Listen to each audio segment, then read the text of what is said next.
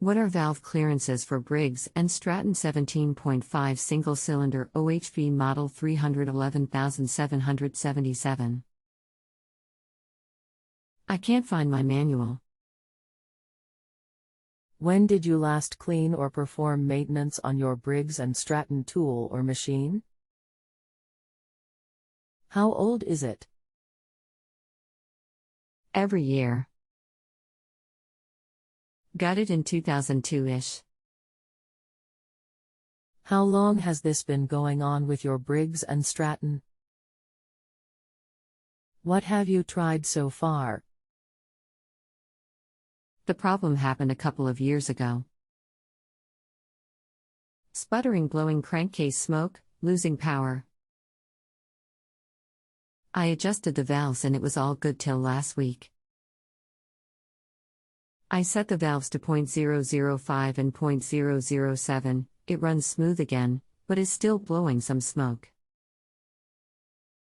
Anything else we should know to help you best? I saw 2 opinions about setting the valves. Hello. Thank you for choosing JustAnswer. My name is Will be happy to assist you. You will notice an automated offer for a phone call. Please keep in mind that this offer is only optional and is not always needed. If you prefer to chat, rather than to talk on the phone, please disregard this phone call offer. Thanks. Chat is okay. Very good. I will check your clearances based on your model numbers. Intake valve 0.003, 0.005, exhaust valve 0.005, 0.007. I saw 2 opinions for setting the valve clearance. One is top dead center. The other is back the piston 1/4 before TDC. I will explain this to you. Okay.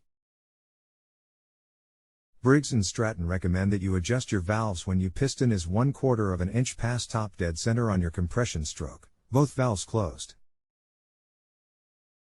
I always set my intake valve at 0.004 and my exhaust valve at 0.006.